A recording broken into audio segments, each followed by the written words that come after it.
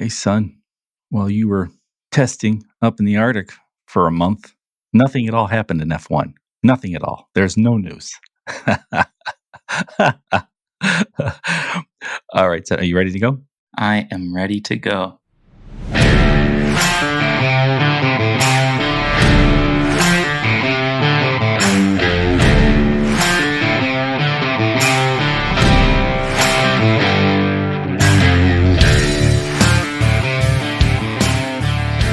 Hello, welcome to Hard Compound, the American take on Formula One. The big news, the Lewis Hamilton to Ferrari news. No, let's call this the Mario and Lewis episode, Patrick, because the two big stories, a month before the season even begins, we have two huge stories. The Andretti GM Cadillac bid gets denied. Maybe the best entry bid ever submitted in F1 history gets denied. And possibly bigger news, though maybe not long-term bigger news, but certainly bigger news this week. Lewis Hamilton, after all those years of success with Mercedes, calls up Toto and says, "Hey, brother, I am out of here. Ferrari is throwing big money.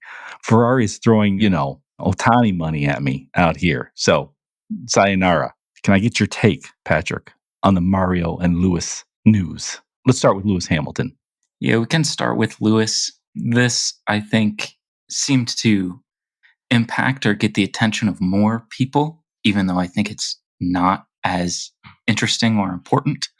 But yeah, Lewis Hamilton, at this point in his career, many consider him the greatest Formula One driver of all time.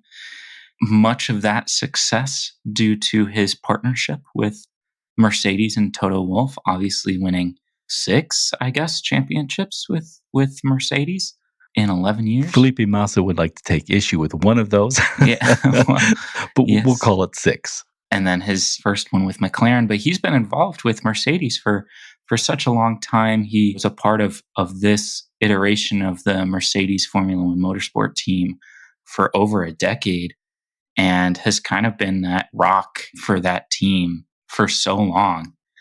And, finally has decided that it's time for him to move on. I think the move to Ferrari is very interesting. I think very exciting for a lot of people. Certainly not the Sainz family.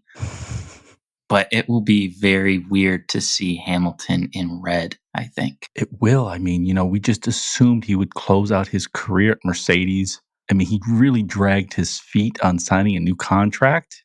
But when he did, we thought, okay, he'll be there for the 2 years for sure of that contract, 24, 25. Maybe he'll bail in 26 because there's new regulations. But as we see with Alonso, he can keep going.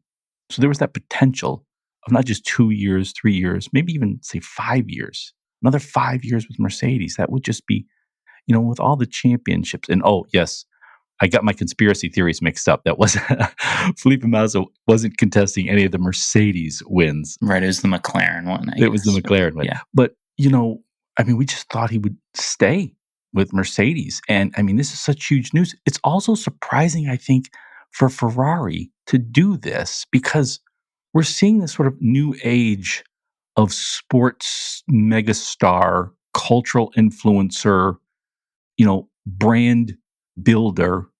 Probably it's most clear with here in the US, The Rock, the wrestler who's in everything. He's got his hands in multiple businesses, sports franchises, alcohol, TV, movies. He's in everything.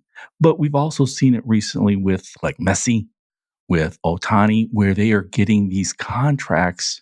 Otani's is more traditional. It's just outrageous money. It's for hundreds of millions of dollars, American dollars, to play baseball. But some of these other ones like Beckham, Messi, where they're sort of getting crazy amounts of money and ownership. And then they're leveraging that to launch brands. They're palling around with hedge fund billionaires, with private equity firms that are throwing billions around to buy franchises, to buy brands. But in a lot of cases, they sort of need that. They need someone like a Messi, for example. That's what Miami Football Club, right? I don't follow soccer, but, Inter Miami. Right. Inter Miami. They need Messi, for example. I mean, he really has boosted the franchise. He's boosted the financials of that franchise. It's an American soccer team, so it's not the Premier League, but Ferrari is Formula One. So I have to confess, I did not see this coming. And I am not sure it's a wise move by Ferrari. I am not sure they will get as much out of this as they believe, in part because I just don't think of any team in Formula One that they need a Lewis Hamilton, that they need the sort of brand influencer, sort of cultural mover and shaker of a Lewis Hamilton. I'm not even sure McLaren would need that. Maybe all the other teams. Do you think Toto was blindsided by this? Probably. I think Toto Wolff is like a guy that believes everybody has his best interest in mind. He kind of trusts everybody without really thinking about it and just assumes that everything on the outside is, the way that people actually feel. And, I think that he just assumed that Lewis Hamilton was going to be there until he retired. And I have to imagine that's why there was so much issue and why it took so long for Hamilton to re sign with Mercedes this past season, is because Toto just assumed he would and maybe didn't really offer anything to Lewis that made Lewis think, like, yeah, this is where I want to stay and finish my career. I think Ferrari can give Lewis a lot more at the end of his career than, frankly, it seems like Mercedes or Toto Wolff can do now that, they are not the dominant team that they were when Lewis was winning all of his championships. Yeah. To your point, I guess, like, it is a bit interesting from the Ferrari side that they would sort of give up on a very good young driver in Carlos Sainz that feels very Ferrari for kind of this like aging, superstar, but has his own kind of like walks his own path in Lewis Hamilton. That is not very Ferrari. Ferrari drivers do not do their own thing. They do what Ferrari tells them to do. Yeah. They stand out at Ferrari in part by being part of Ferrari. And I don't see Hamilton doing that. I mean, I think that's both to his credit and his detriment. That's why, I do think Toto was blindsided by this. And just real quick, I'll read this statement. When Lewis signed a contract a few months ago, he said, "I see myself with Mercedes until my last days, to be honest. I have amazing allies within the team, great relationships here." Then he added, "Just as long as I can continue to help drive the team forward, really contribute." I wonder if that last part, really contribute, is part of this, in addition to the crazy money Ferrari is offering him. Ferrari's offering him even well more than what Max is making.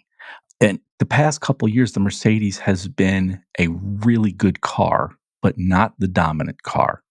It basically has sort of the past couple of years fighting for second, and to his credit, Lewis always got it in the second of the cars with, say Ferrari, and then periodically going up against Aston, going up against McLaren. But it was still well behind Red Bull.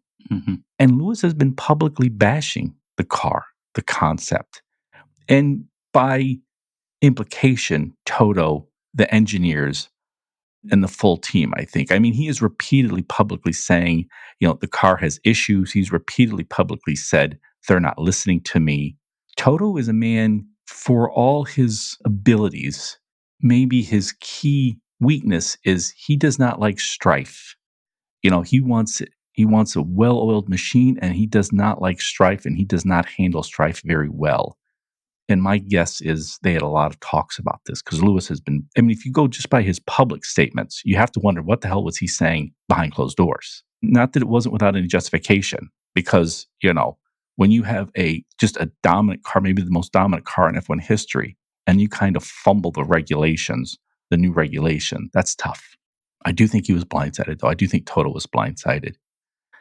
Let me ask you, do you think this means Mercedes is no challenge in 2024? I think probably. I think from what you could gather from Lewis's public statements, from his radio messages during drives in the last couple of seasons during races, The car did not suit him the way he wanted it to. He wanted to make adjustments, changes to a lot of different aspects of that vehicle so that he could, feel more comfortable and confident driving it on basically any track. And my assumption is that Mercedes basically has decided we're not going to set the car up for you because we have another guy in George Russell who at this point is capable enough of producing results at the very least close to what Lewis Hamilton can do currently in his career. And so, they're not going to basically forsake George Russell just to please Lewis Hamilton. And I think that clearly did not and does not sit well with Lewis. And so he's deciding to move on. And I think that ultimately, probably to answer your question, means this year's car is not going to suit Lewis Hamilton the way he wants it to. And so he probably, unless Red Bull takes a big step backwards, probably will not challenge or be a significant challenge for a full season against that Red Bull and Max Verstappen. I mostly agree with you. And what do you think of this? Because I really am hoping, because I love the drama. The George and Lewis do not play nice. They've played nice for the most part. It's gotten a little testy a couple times, but for the most part, they've played nice. And to his credit, George came in there. He's got the only win in the 2 years. I think Lewis overall has outraced him, but it is Lewis Hamilton and it is Mercedes. So that's not a surprise. But George has hung with him. And I think where George has made mistakes is when he's pushed too hard trying to keep up. Do you think they're going to play nice this year? Do you think we're going to see a lot of spats inside Team Mercedes? And I wonder if that's going to drive Toto out. The value of that team is like $2+ billion now. He's gonna make a lot of money. Mm-hmm. This could be the time to sell. Yeah, I am not sure that Toto will be back come 2026. I'll say that. But this year, I am hoping for some vintage Lewis Nico racing from that, 2014 to 2016, those kinds of races where, you just had two guys in the same car basically having pretty similar pace and neither one wanted to get beat by the other, very frequently leading to DNFs. I think that would be a lot of fun to see. I think it adds to the excitement each race weekend to see kind of what that looks like, what that fight looks like. I think they will be very close in the standings and very close during most races. And I think there will be no team orders that are followed this season. That's going to be fun, Patrick. Now, speaking of fights, unless Red Bull has taken a serious step back and or Mercedes sort of found that magical pace in their car that they had with the sim, do you think Lewis Hamilton has sort of officially given up on the dream of an 8th championship? Because it seems unlikely that he would get that this year against Max and that Red Bull, with Ferrari and McLaren seeming to get things, pointed in the right direction. Aston still fighting. George not wanting to give it up to Lewis, as you just said. And then, so that means we have to wait yet another year for Lewis Hamilton in a new car, Ferrari, nearing 40 years of age. What do you think? Do you think he's given up on that? Do you think he still believes he can get it? This is just like, hey, like a Messi move in the twilight of my career. I've got nothing left to prove, essentially. Take the money. I think Lewis Hamilton is a supremely confident human being. So I don't believe ultimately that he has completely given up on winning another championship. I think probably had he waited, let's say, one more season and Alonso moves on, he could get more money by going to Aston. So, I think his move to Ferrari instead of, another team is sort of him still believing in himself that he can get to that 8th championship. But at the same time, he kind of understands that he wants to move on from Mercedes. He doesn't really believe in their vision anymore and is going to be getting paid an insane amount of money to do something that he already does with, frankly, like not all that much of an expectation for him when he does join Ferrari. Do you think the Ferrari faithful will embrace Hamilton? Do you think the Hamilton fans will become tifosi? Do you think they'll become Ferrari fans? Do you think they'll just sort of remain Hamilton fans and Hamilton is a sort of distinct element within Ferrari? How do you think that's going to play out? Yeah, I think that it's weird because they do seem a little bit like water and oil. Like, I don't see how that is going to merge very well. Hamilton fans are Hamilton fans, I think. I don't see them getting swallowed up by the larger whole in Ferrari. I kind of think that they'll stay sort of separate and just, be Hamilton fans and like not really care about Leclerc, how Ferrari does in any way. And then as far as the Tifosi are concerned, I think they will embrace Hamilton as long as he drives well. They want Ferrari to do well. They want to see wins and podiums and championships.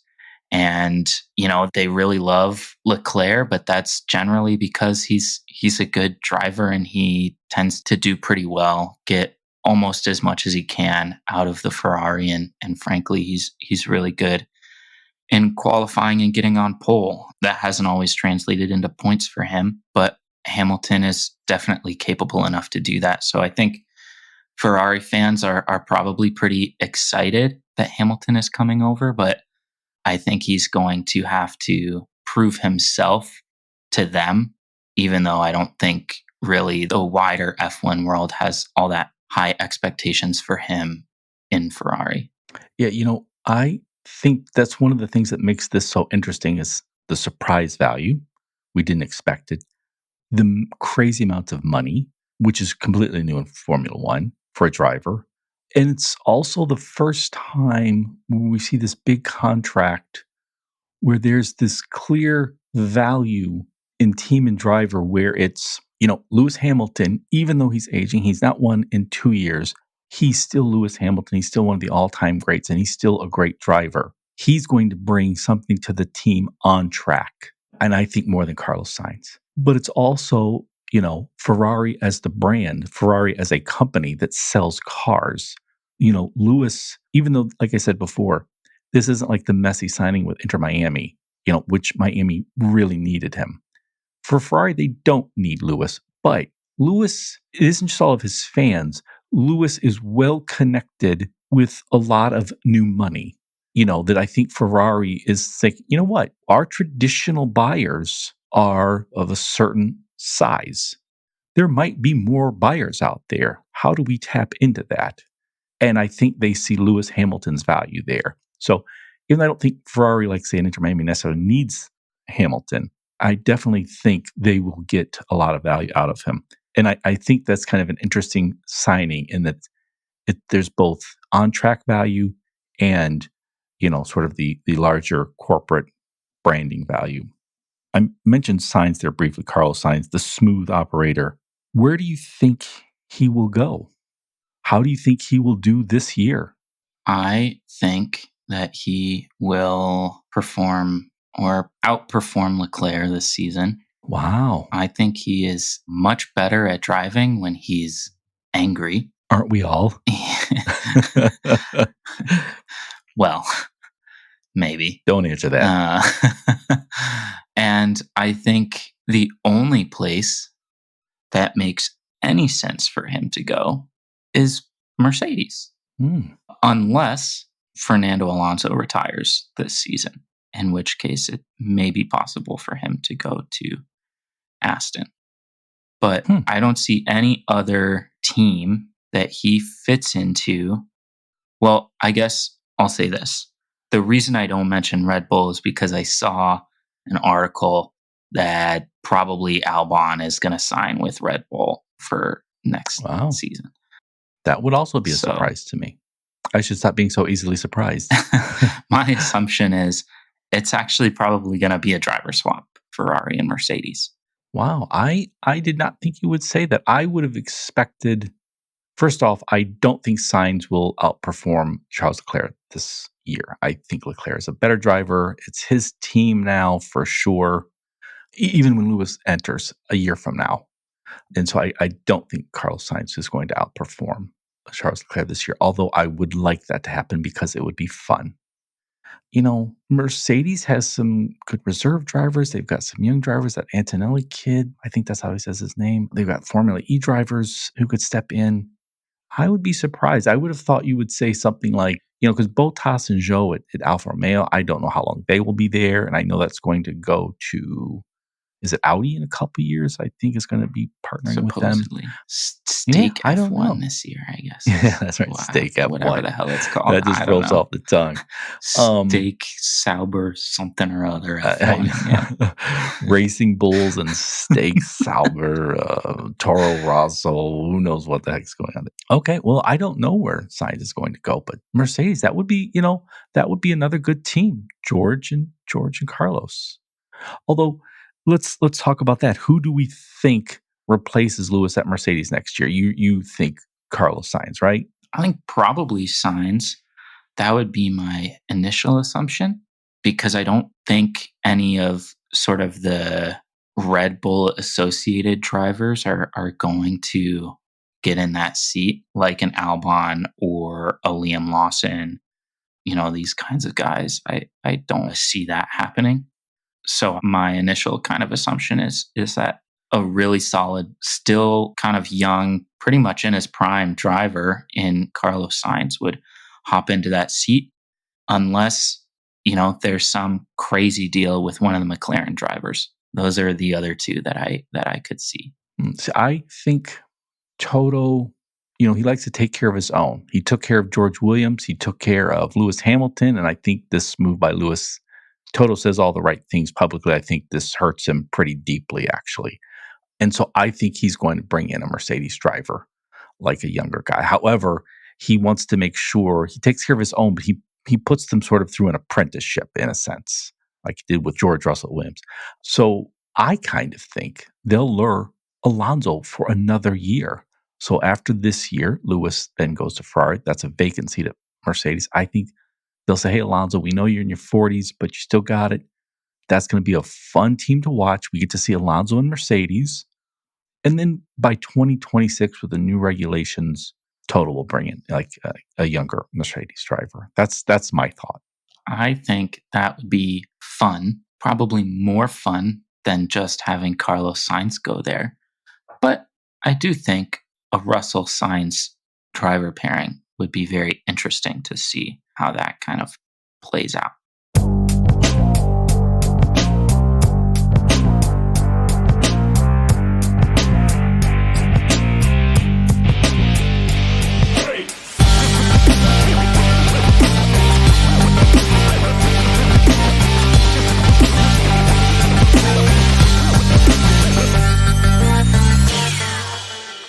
All right, switching to the soft compound, we started Hard Compound, the show, the podcast, because we are American fans. And this is an American take on Formula One. When we started this show, there were not many American Formula One fans. There are many more now. And when we say it's an American take on Formula One, it wasn't just because we are Americans and we want to give our takes on what's happening. It was also, in a sense, a bit of a takeover, not literally, but America is taking on a greater role in Formula One. It's owned by Liberty Media, essentially an American corporation. There's now 3 races in the United States. Who knows? Maybe we'll get 4. I think it's a reasonably safe bet. It's not for sure, but it's a bet that Las Vegas supplants Monaco as the premier race on the calendar. We don't have a real American team yet in Formula One. Haas claims it's an American team, but it isn't really. And certainly we no longer want them. It's not that they're not delivering, it's that they're not trying to deliver, in my opinion. But Hard Compound, us, you and me, Patrick, this is our American take, and we're here to stand up for Americans. And this is my long segue into the whole Andretti GM Cadillac Formula One debacle. And I'm not happy about it, because I think Andretti came up with the best bid. These guys, the Andretti name and their company are racing legends. They win everywhere. They've won in F1, well, in the past at Indy, and road races and endurance races. They've got big American money backing, including a potential manufacturer in Cadillac. FIA looked at their bid and was like, "Yeah, man, you check all the boxes." Formula One teams, though, said, "No, we're rejecting you. Goodbye." What do you think of that, Patrick? Because I know it upsets me. It upsets me as a Formula One fan and doubly as an American Formula One fan. Yeah, I'm mad. I don't even know how to express my anger at the decision that Formula One made, especially after reading through why they decided to reject this bid is just outrageous.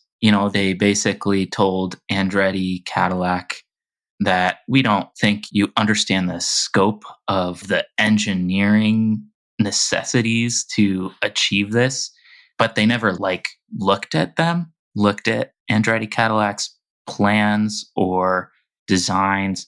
FIA did, and they said that looks good to us. And then F1 said, no, F that. We don't believe in the FIA, I guess, which we can get to that because there's a lot of pushing back and forth between those two organizations. But yeah, it's just crazy to me that Andretti Cadillac can have such a good and detailed bid. They already have a vehicle in a wind tunnel doing testing based on the current regulations. And they say they are preparing and working towards a 2026 entry or start date in Formula One. So obviously they're prepared for those regulations, even though they haven't been kind of completed or finalized yet. They have GM Cadillac as a power unit supplier, but they won't start until I believe it was 2026 or later. So they already had a deal in place with Renault Alpine to use their power unit for when they first entered F1. And that was kind of one of F1's reasons for rejecting their bid is like they would have to use a compulsory power unit. And there was some issue that they took with that, which is bogus. Alpine already said that is the plan for us. And we actually like it. Like that would be a good thing for us. It's insane. Right. And for folks who don't know, I mean, Alpine has supplied in the past the power unit for Red Bull. Ferrari supplies it for Haas, Mercedes for McLaren, right? Yeah. So that's one. That's a bogus. That was a bogus response. And I guess two more things. One, for any team to be admitted into Formula One, they would have to pay $200 million, as far as I'm aware, that will be split among the current teams as like a dilution fee because, now there's 11 teams. So obviously there's some monetary dilution there. And Andretti Cadillac was prepared to do that. They have $200 million that they were going to hand teams. And I don't know. I don't understand why that was rejected. And the last thing is F1, kind of a big, kerfuffle said, oh, they basically decided they didn't want to meet with us in person. I read somewhere that the email that they sent to Andretti Cadillac went to a spam folder, basically because it was from some random F1 employee, not the CEO. And so Andretti Cadillac never got it. There was never a follow-up or a phone call or anything from F1. So they never knew that they had any intention of meeting with them in person. I don't know. It's just a whole big issue. And F1 totally fucked over Andretti Cadillac. And it's really frustrating because it would have improved the sport. It would have improved or engaged more American audiences. I really think that this was a very, very big deal that F1 basically, they screwed up and that's on them. Yeah, as big as the Hamilton Ferrari news is this week, I think the long-term reverberations of the F1 and the teams just sort of cavalierly casting aside the Andretti GM bid is going to prove much more impactful and unfortunately, I think harmful. I think they really screwed up. I mean, you mentioned the $200 million in cash that Andretti was willing to give all the teams. From the team's perspective, I can understand them saying, hey, there's billions now in Formula One. We want to keep all of that. We want to go into America and make all of that money. We want to go to Vegas. We want to go to Brazil. We want to go to Japan. We want to go all over the world, and we want to make all that money. And unfortunately, we can't keep it all to ourselves. We have to split it with 9 other teams. Okay, fair enough, but we're not going to split it with a 10th team. We're not going to add, make there now be 11 teams and then 12 teams. That cold financial decision, I understand. I think it's wrong because I think Andretti, that name, that company, and with GM Cadillac backing would have more than incrementally increased everyone's pot. The pie would have gotten bigger than just one more slice, I think. I know I'm butchering a bunch of metaphors, but I think even though I get people making coldly rational financial decisions, I think they made the wrong one. Mm-hmm. But this also just grates as American because I'm like, look, this would have been an American manufacturer. Andretti would have had the team in America, an actual real F1 team in America. And I think that really got to them. I mean, and it seems like total wolf of all the team owners and team principals sort of led this. So I'm sort of glad, Lewis did to him what he did to Andretti. But, COVID changed things because we now have a lot of Americans sort of leisurely working from home. But for the most part, Americans get up early and go out and bust their ass. And then we come across Europeans. We're like, dang, these guys are making the same amount of money and they're working half as much. We're working our asses off. And these guys are sending out emails. We'll be sending out emails at 9 p.m. at night and we'll get in response will be some automated response like, hey, it's after 5. I don't answer. I'm like, what the hell? And I think even at the high levels, the rich Europeans have no clue how hard, they have a clue of just how hard Americans work and how ruthlessly. And I think the Andretti Cadillac bid scared them. They were like, no, we cannot let these Americans in. Even if it increases the pie, it's going to expose us because they're going to outwork, out-hustle, outthink, outsmart, and ultimately outrace us. And I just think, F you, F1. Because as an American, it's like, I think this wasn't a coldly rational financial decision. I think this was, we can't let the Americans in. Because if we do, because we're the barbarians, in pretty much all scenarios, we're the barbarians, okay? And they don't want us inside.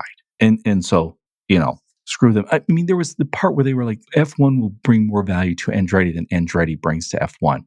That's true for basically every team, maybe with the exception of Ferrari. I think it's with the exception of McLaren. I doubt that. Hardly true in America, though, right? If they want this fan base, like Andretti is the way to do it. You bring Andretti in, every single motorsport fan in the United States, NASCAR, Indy, the Porsche Cup, I don't give a shit. Every single one watches F1 now. Yeah. No, that's a good point. Andretti, every race fan in America knows the Andretti name. And now without them, well, guess what? Now there's only a handful of F1 fans still in the US. That's frustrating. I think the allusion to not being technically ready, that they will not be competitive when they enter is one, bullshit, because I'm almost 100% confident that they would very likely outcompete several teams currently on the grid. And the last team to enter Formula One hasn't been competitive since they entered Formula One.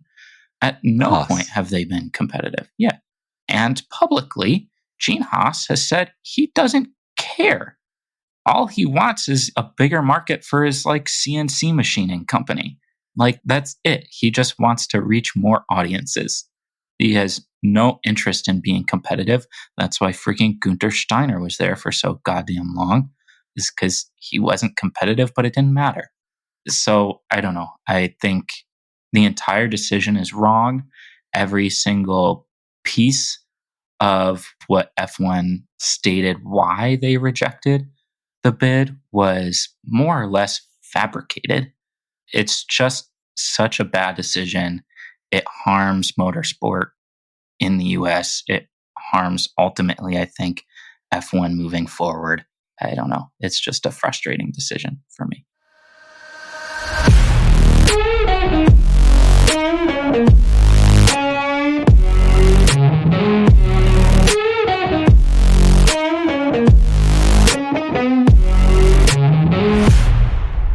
This is the part of the show where we offer up our crazy prediction for the next race. There will not be a race, not for about a month. Bahrain, I believe that's March 3rd. But we always have crazy predictions. Patrick, any crazy predictions for Lewis and Ferrari, for Andretti, F1 in America? Any predictions at all, in fact? Any predictions at all? I think that when Lewis leaves to go to Ferrari, he's going to take every top engineer and race engineer and strategist with him. They will all leave Mercedes and Mercedes will crumble. Wow. I mean, do they need to learn Italian first, Patrick? I mean, that would be huge. Who needs Italian? I know. Do one of these and then everybody knows what you're talking about. Wave your hands, right? Wow. I think Lewis could pull that off, So I like this. That would be a good one. Any of mine. I said Alonso is the Mercedes driver next year.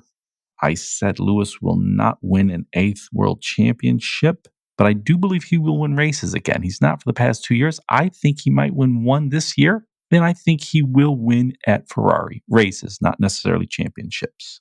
I guess my big crazy predictions, let's see. Well, a fun one is, the good Lord willing, I'll be alive for it. In a few years, watching Drive to Survive, I don't know, season 11, 12, and all the new fans just can only conceive of Lewis Hamilton as a Ferrari driver. What do you mean he drove for Mercedes? No, he did. Yes, trust me, he did. I guess my crazy prediction is the big money, the stock market, the capitalists, the hedge funds, the private equity investors, Liberty Media will all come to their senses and say, Andretti and Cadillac, that's going to increase the pie. That means more money, and more money always wins out. And so I think they will relook at this and allow the Andretti bid to go forward for 2026. That would be nice. You know what? You made me think of one because I started to mention it earlier, because F1, they basically rejected the FIA's decision with regards to this Andretti Cadillac bid. And there have been quite a few contentious goings on between the FIA and Formula One Motorsport. And so I think by 2026, Formula One Motorsport will completely reject FIA, no longer race under FIA law, and some other governing body potentially will take over Formula One Motorsport regulations. That would be interesting. There's so much money, and in particular, new money coming into this sport and into all sports, that I would be only mildly surprised by that. All right. I want to remind our listeners, send your questions or comments to hardcompoundpod@gmail.com. We may read them on the show. We definitely will read them. Bahrain is in about a month. We may do our 2024 predictions show. We should do our 2023 awards show, the Effies. That is to be decided. I want to thank you all for listening to everybody's most beloved father and son F1 podcast, and we are lights out. See ya. Thanks for listening.